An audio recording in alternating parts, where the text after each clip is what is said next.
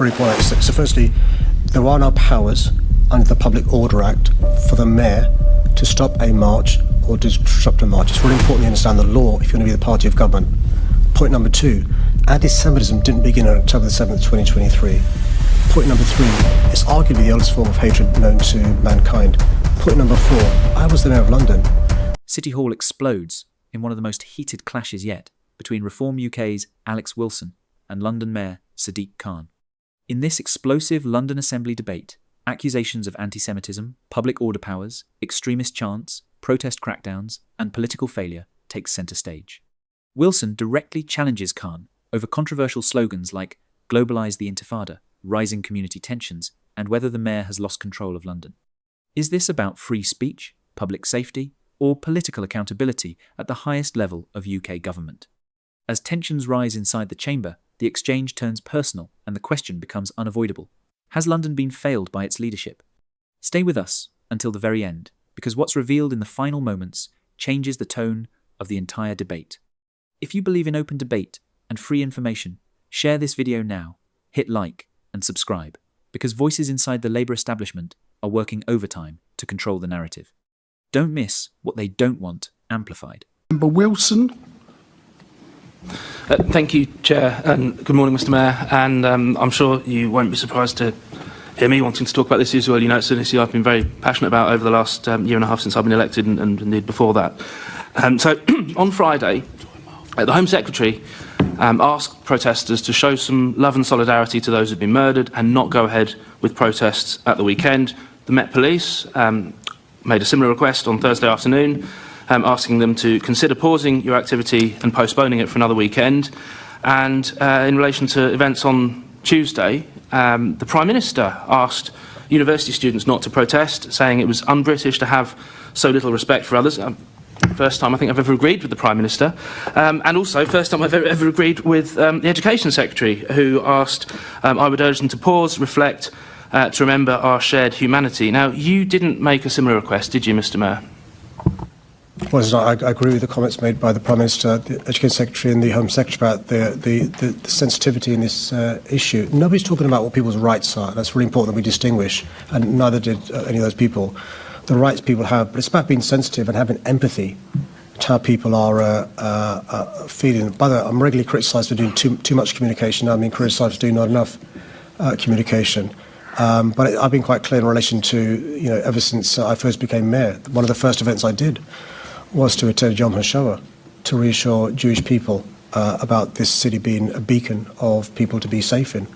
And it is really important we're sensitive to, yes, of course we've got rights, you know, we're not breaking the law, but it's just been a bit hurtful, it's been a bit insensitive, it's inadvertently leading to people feeling scared. And that's why we should be sensitive to these issues.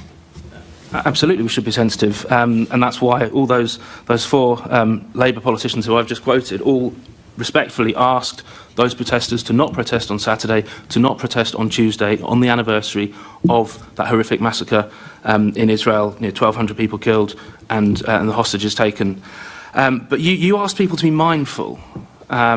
Now, I mean, on a scale of 1 to 10, how mindful do you think the chants like "globalise the Intifada" really are? I'm really happy to play semantics with the Reform Party all day long if we're going to compare and contrast words we use in terms of public discourse and debate. Look, I'm quite clear in relation to what happened last Thursday was a heinous terrorist attack. The only reason those people were attacked was because they were Jewish. The only people that place of worship was attacked was because it was a synagogue. We also know, park for a second, it's the most religious day in the Jewish calendar, Yom Kippur. Jewish people were fasting and, repenting, not having access to their phone. As soon as word spread about that attack on the synagogue, people were really, really scared. People were staying in their homes and not leaving homes. And what I want to see is people being kind to their neighbours, showing friendship, checking up on their friends, seeing how they're doing, how they're feeling. You can call that mindful, you can call that being a good citizen, you can call that being British, but it's basic humanity. And we can debate words or semantics, but I know, as the mayor for more than 9 years, how I've made Londoners have a sense of belonging, and how the Reform Party has done the opposite. Back to my question, globalise the Intifada. That is not a mindful thing to say, is it, Mr Mayor? Well, I mean, I'm not going to get into the definition of semantics, but I can understand how that's felt by Jewish people. Jewish people feel when they hear that you're, whether you intend it or not, what you're suggesting is that they are at danger in relation to the consequences of the Intifada being globalised. Of course I get that. And you've said it's all about context when you're discussing with Assembly Member Hall, and we know what the context is. We found out what the context is on Thursday last week. For 2 years, we've had this untrammelled anti-Semitism, hatred of Jews, river to the sea, globalise the Intifada. We know what it means. We know what it means, and it's been allowed. This culture has festered for 2 years, Mr. Mayor, and you can talk about being mindful. You can talk about all the platitudes. Look, if there were awards for hand-wringing and platitudes, you'd win them every time, Mr. Mayor. You absolutely would. But what we want is action. You talk about Jewish members of our community feeling scared, feeling frightened.